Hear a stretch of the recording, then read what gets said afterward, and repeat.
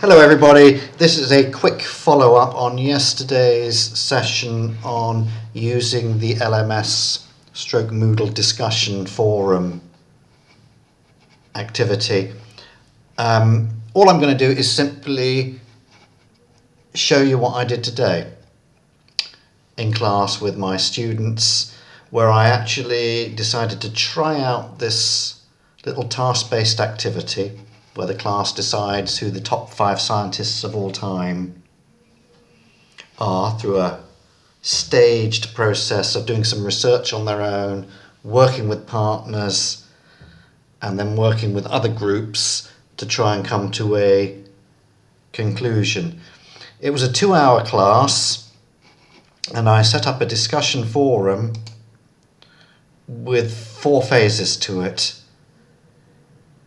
Individual choices, group choices, choices negotiated between 2 groups, and a final discussion forum where they talked about what they learned about task-based learning during the session today. Here's what happened.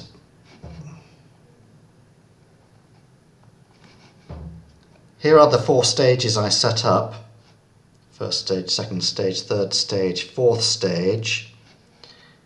Here are 2 stages added by one of the students who didn't realise that she was actually meant to make her contributions within the stages that had already been set up.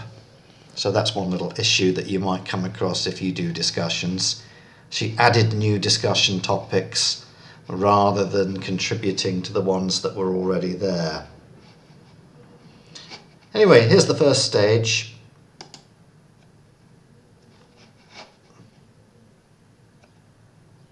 I have no idea what just happened there. I'm going to click that again. Yeah, that's it, okay. Who do you think are the 4 greatest scientists of all time and why? And then the students making liberal use of the internet in their answers, it must be said, but no problem for this activity. Had 15 minutes to put in their ideas. And here you could see what they did, right? And again, you see the advantage of items like the discussion forum in Moodle over more teacher-centered things like assignments or email submissions or whatever. All the contributions the students make can be seen by all the other students. Right, and this is one of the real reasons for, I think, working with things like discussions. You'll see that you have various options now as the teacher or as a student, in fact, after each contribution. You can reply to an individual. You can edit your own contribution and give global feedback to everybody. As you like. This is just a kind of starting point. Right now, in this first stage, they came up with individual ideas. In the second stage,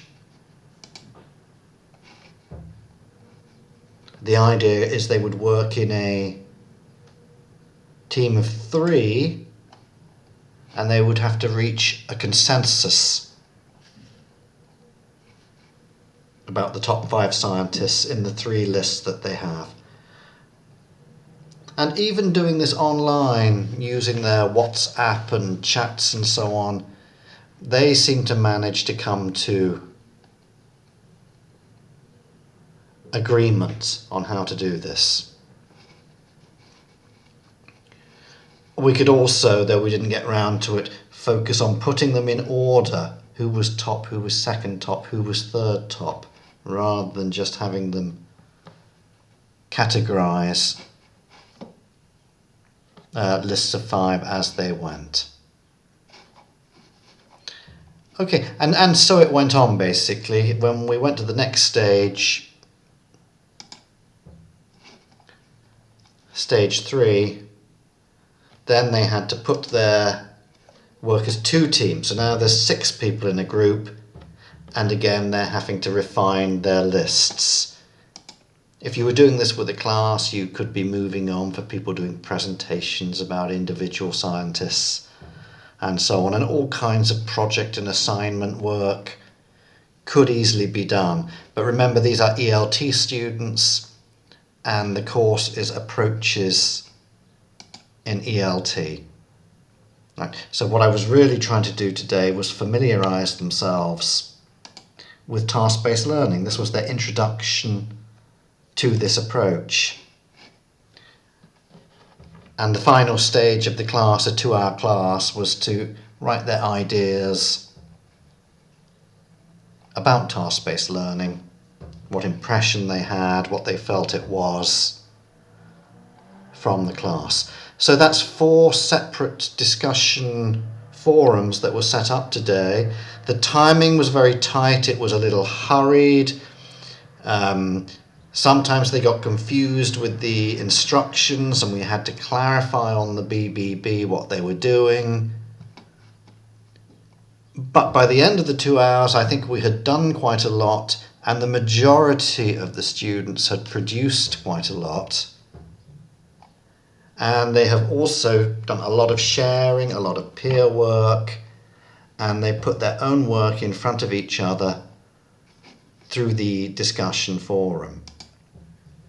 So that's kind of one way this might work out in practice, should you choose to do a little discussion activity in your class.